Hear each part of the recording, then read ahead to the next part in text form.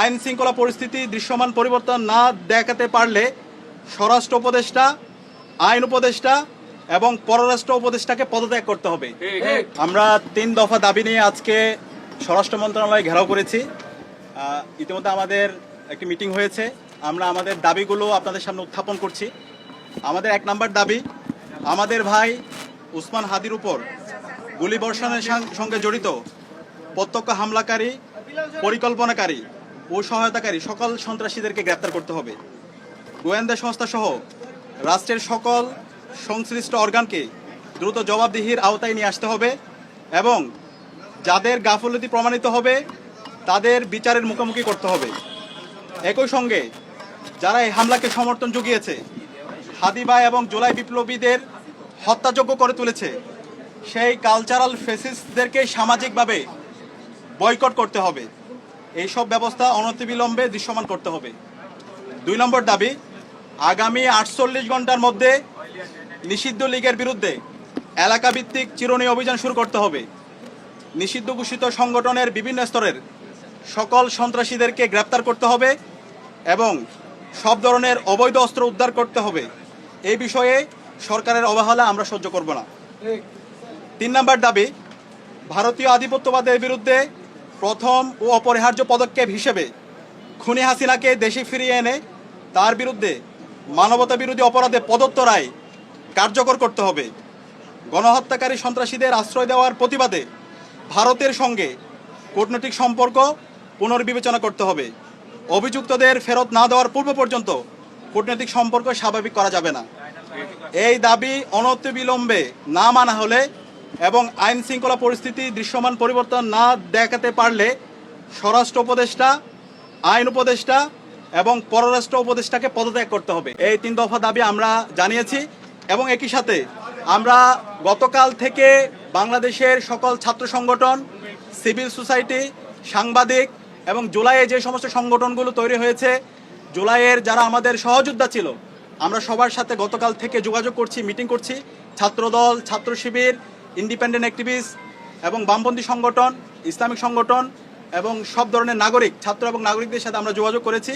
আমরা সারা দেশে সবাইকে ঐক্যবদ্ধ হওয়ার জন্য আমাদের ফেসিবাদের বিরুদ্ধে, আমাদের কমন এনিমি ভারতের যে যারা বাংলাদেশে দাসত্ব কায়েম করতে চায় এবং একই সাথে এই পতিত ফেসিস্টদের বিরুদ্ধে আমাদের ঐক্যবদ্ধ হওয়ার জন্য আমরা সবার সাথে কথা বলেছি এবং সকল ফেসিবাদ বিরোধী যারা আন্দোলন সংগ্রাম করছে সবাই একমত হয়েছে এবং খুব দ্রুতই সকল ফেসিবাদ বিরোধী আমরা যারা জুলাই একসাথে নেমেছিলাম আমাদের সম্মিলিত কর্মসূচি আপনারা দেখতে পাবেন।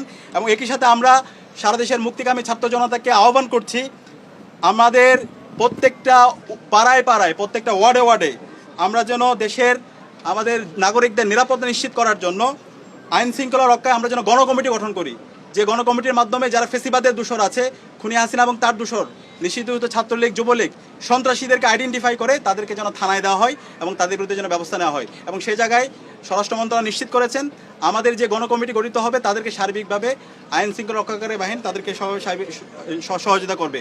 এবং যেই দিল্লি আজকে খুনি হাসিনা এবং তার দূষরদেরকে, সন্ত্রাসীদেরকে আশ্রয় দিচ্ছে এবং দিল্লি থেকে আমাদের বাংলাদেশকে বিভিন্নভাবে উত্তপ্ত করার চেষ্টা করা হচ্ছে, সেই দিল্লির সাথে আমাদের যে পররাষ্ট্র মন্ত্রণালয় আছে, পররাষ্ট্র মন্ত্রণালয়ের কূটনৈতিকভাবে তাদের বিরুদ্ধে আমাদের যে সম্পর্ক সেটাকে পুনর্বিবেচনা করতে হবে।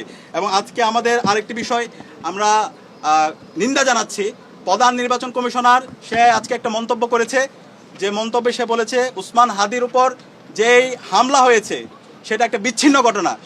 আমরা পুরো ছাত্র জনতার পক্ষ থেকে আমরা এই ধরনের মন্তব্যের তীব্র নিন্দা এবং ঘৃণা জ্ঞাপন করছি। আমরা দ্রুত অনুরোধ করব প্রধান নির্বাচন কমিশনারকে, আপনি দ্রুত আপনারা এই বক্তব্য প্রত্যাহার করেন এবং সেটার জন্য জাতির কাছে ক্ষমা চেয়ে আপনার জায়গা থেকে আপনি দায়িত্বশীল আচরণ করেন। তফসিল ঘোষণার পর থেকে আমরা চাই এই দেশের সকল নাগরিকরা একটা সুস্থ পরিবেশে নির্বাচন এবং ভোট দেওয়ার জন্য। সুতরাং ফ্রি, ফেয়ার, ক্রেডিবল ইলেকশন করার জন্য নির্বাচন কমিশনার থেকে শুরু করে আইন শৃঙ্খলা রক্ষাকারী বাহিনী সবার দায়িত্বশীল আচরণ করা দরকার। একই সাথে রাজনৈতিক দলগুলো দায়িত্বশীল আচরণ করবে। এবং সর্বশেষ আমরা দেখতে পাচ্ছি সারা দেশের যে আদালতগুলো আছে, আইনজীবীরা আছে, বড় অঙ্কের টাকার বিনিময়ে এই পতিত ফেসিস্টদের মামলাগুলো প্রত্যাহার করার জন্য, তাদের জামিনের জন্য তারা কাজ করছে। আমরা ছাত্র সমাজের পক্ষ থেকে হুঁশিয়ার করছি, এই যারা গণহত্যাকারী এবং শিশু হত্যাকারী এবং যারা আমাদের ভাই বোনদেরকে মেরে রক্তাক্ত করেছে, এই সন্ত্রাসীদের পক্ষে যারা অবস্থান নেবে তাদেরকে আমরা সামাজিকভাবে বয়কট করব এবং তাদের তালিকা আমরা সামাজিকভাবে সবাইকে জানিয়ে দেব।